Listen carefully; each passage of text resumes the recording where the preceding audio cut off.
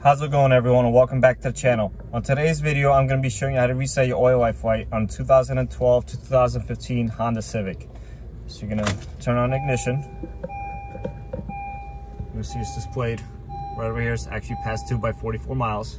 You're going to take your button right here and lock it out of the screen. Then you're going to hit the menu button.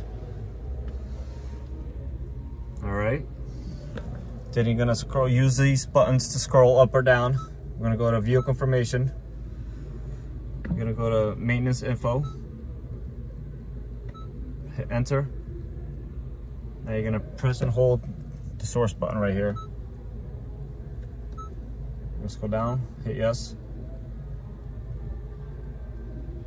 Just like that, you're reset back to 100. All right, guys, thanks for watching, and don't forget to subscribe and like the video.